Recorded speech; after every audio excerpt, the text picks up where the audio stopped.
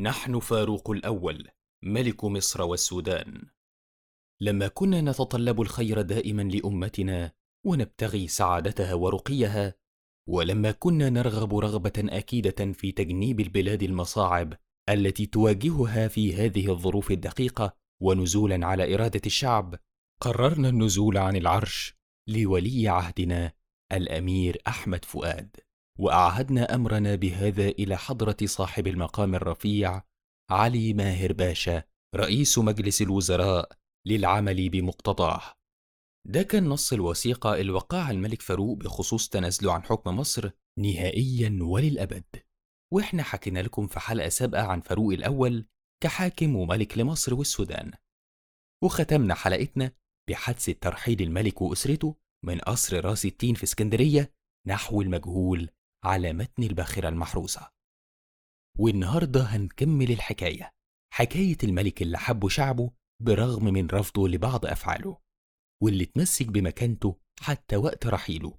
وده ظهر بوضوح لما قال فاروق وهو على ظهر المحروسة للضابط جمال سالم اللي كان رافع عصايته تحت إبطه: أنزل عصاك، أنت في حضرة ملك. لكن المجهول ما يعرفش الملك من الغفير. يا ترى إزاي عاش فاروق خارج مصر؟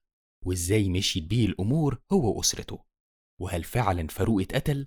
وليه دفن جثمانه في مصر في عتمة الليل؟ كل ده وأكتر هنعرفه في حلقتنا النهاردة عن أيام فاروق الأول في المنفى. أهلا بيكم في حكاية أصلي.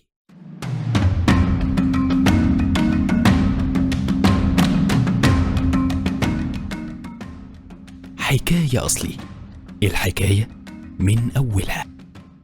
بعد إعلان فاروق التنازل عن العرش، راح لزوجته الملكة نريمان وسألها إذا تحب تسافر معاه ولا تبقى في مصر، لكنها اختارت إنها تكون برفقته.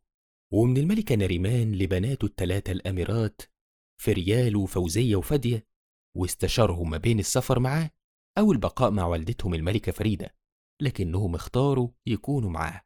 وبدأ الاستعداد للرحيل، ولبس فاروق بدلته العسكرية البيضاء، ونزل هو وأسرته من قصر راس التين اللي بمجرد خروجه منه اتنكس من فوقه علم الملكية وتوجهوا للمينا. وفي وداعه كانت الإخوات الأميرات فوزية وفايزة، وتم وداعه بحسب المراسم الملكية بحضور علي باشا ماهر رئيس الحكومة، واللواء محمد نجيب رئيس مجلس قيادة الثورة، والسفير الأمريكي في مصر مستر كافري، ووزير الدفاع إسماعيل بيك شيرين اللي كان متجوز وقتها الأميرة فوزية أخت الملك.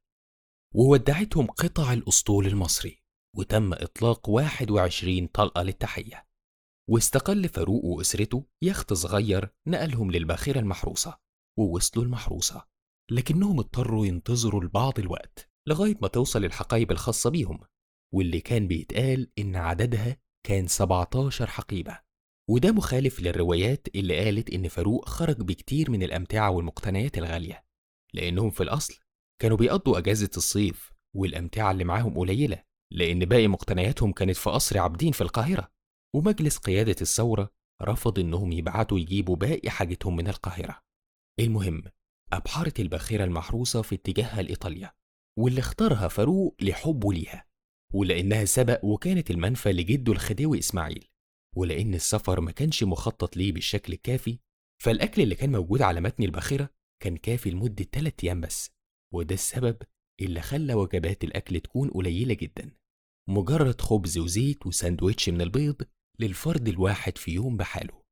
في الوقت ده طلب علي باشا ماهر من الحكومة الإيطالية استقبال الملك وأسرته في روما، لكن الطلب اترفض، فاتغيرت وجهة السفينة لجزيرة كابري، ووصلت السفينة الكابري ونزلت الأسرة منها، وتم منع الصحافة تماما من التقاط أي صور، ورجعت المحروسة لمصر بقيادة قبطانها جلال علوبة. استقرت الأسرة في كابري، واللي كان سبق وزارها فاروق ونريمان في شهر العسل لما كانوا ملوك، لكن حاليا هم أسرة شبه عادية. ففاروق ونريمان ملوك سابقين، والملك الجديد أحمد فؤاد طفل عمره 6 شهور، والأميرة فريال عمرها 13 سنة، والأميرة فوزية عمرها 12 سنة، وفادية عمرها 8 سنين. استقرت العيلة في فندق جراند براديسو، وانطوى فاروق على نفسه لمدة 2 شهر كاملين. في رأيي إنهم كانوا محاولة لاستيعاب الصدمة ومراجعة اللي حصل معاه هو وأسرته. وفي نفس الوقت كانت الحكومة الإيطالية بدأت في تجهيز جوازات سفر دبلوماسية لفاروق وأسرته. ومن الفندق انتقلت العيلة الفيلا في مدينة فريسكاتي القريبة من روما، ودي كانت بداية القرب بين فاروق وأولاده اللي كان بطبيعة الحال بعيد عنهم بحكم انشغاله بمهام المملكة. وحاليا فاروق هو الأب اللي مفيش حاجة تشغله إلا إنه يقضي الوقت مع أسرته. وبدأت الأميرات في رحلة تكملة التعليم، والتحقوا بمدرسة داخلية في مدينة لوتري في سويسرا. وفي مصر قام مجلس قيادة الثورة بإزالة صوره من كل حاجة تقريبا، المصالح الحكومية وطوابع البريد، وحتى العملات اللي شايلة صوره اتسحبت من الأسواق. وكمان تم إزالة كل الآثار الملكية الباقية. وبمبدأ عاش الملك مات الملك، فحتى الأغاني والأفلام اللي كانت بتمجد فيه اتحولت للسب في شخصه والشكر في ناصر والجمهورية الجديدة. خصوصا إن قوانين الإصلاح الزراعي وتحديد الملكية الزراعية صبت في مصلحة الفلاحين والطبقات الدنيا في المجتمع، فالناس كمان بقت بتسب في فاروق وحشيته اللي كانوا من وجهة نظرهم منعين عنهم النعيم ده.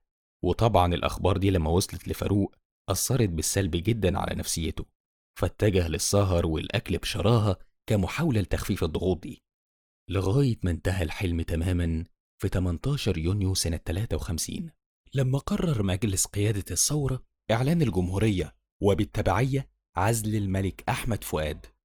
وفي روما كانت العلاقة بين فاروق ونريمان في أشد درجات توترها، لأن الحال اتقلب بيهم وفاروق بيسهر كتير، وفي الفترة الأخيرة المشادات بينهم كانت بتوصل إنه يضربها للمرة الأولى في حياتهم. وحتى ابنها الملك اللي كان ممكن يكون الحلم الباقي خلاص انتهى، وكان الحل الوحيد هو طلب الطلاق اللي شجعها عليه أمها لما زارتها في روما. وقد كان ووافق الملك فاروق على الطلاق بشرط إن ابنه يبقى معاه في إيطاليا. ووافقت نريمان ورجعت لمصر واتطلقت عن طريق المحكمة الشرعية في فبراير سنة 54.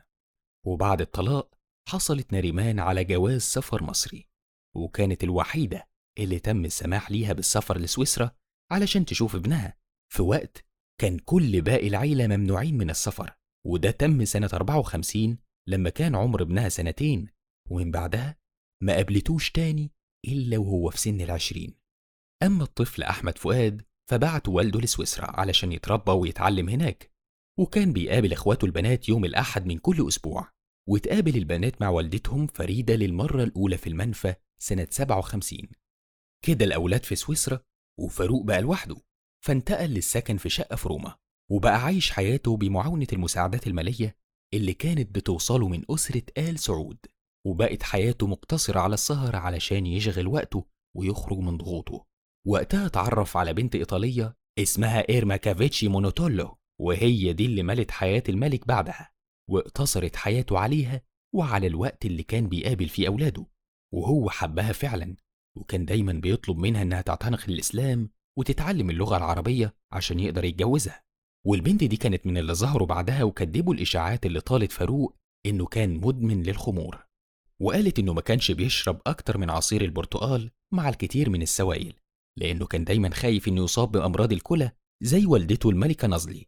وقالت إنه حتى ما كانش بيسمح لها بشرب الخمور، ولو حصل فلازم بعدها تغسل بقها لأنه مش هيستحمل إنها تكون جنبه حتى وريحتها كحوليات.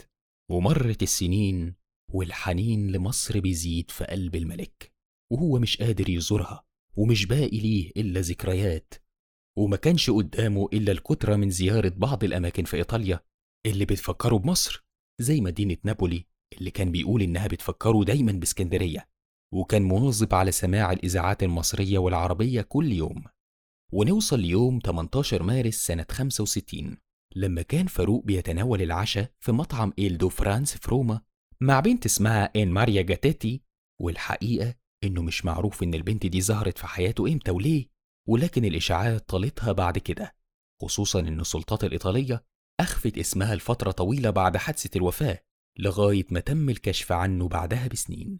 المهم إن فاروق كان معروف عنه إنه مفرط في الأكل، وليلتها كل دستة محار وكحك وشريحتين لحم وعصير جوافة. وفجأة حس فاروق بضيق نفس مفاجئ اتوقف بعدها قلبه، وتم طلب عربية الإسعاف، وحاول الطبيب إنعاشه لكنه فشل، فتم نقله للمستشفى، واللي فيها أعلن الأطباء وفاته عن عمر 45 سنة. طبعا الخبر ده كان صدمة للكل. هو صحيح فاروق كان بيعاني من زيادة الوزن، خصوصا بعد حادثة القصاصين اللي تسببت في مشاكل في الغدد وكسر في الحوض عنده، والزيادة دي كانت أكتر في المنفى بسبب اللي كان بيوصل له من مصر والأجواء اللي هو عايش فيها في إيطاليا. عارف انت حالة الإفراط في الأكل اللي بتجيلنا كلنا لما بنكون متضايقين؟ دي لما بتجيلي أنا شخصيا بخلص كل فلوسي على الأكل.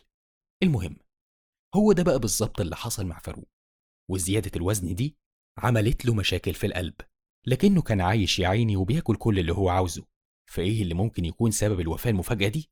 لكن المهم إنها حصلت، وتم إبلاغ الكل بوفاة فاروق، ووصلت والدته اللي كانت لأول مرة بتشوف حفيدها، وكمان إخواته الأميرات فوزية وفايزة والملكة فريدة. وهنا بقى بدأت تظهر الإشاعات إن وفاة فاروق مش طبيعية، خصوصا إن الطبيب اللي حاول إنعاشه قال إنه شاكك في سبب الوفاة، وهو اللي عرض فكرة تشريح الجثمان، لكن الملكة فريدة رفضت التشريح باعتباره حرام شرعا. والحقيقة محدش يعرف هل كان الرفض رأي شخصي ولا كان ليه مؤثرات خارجية.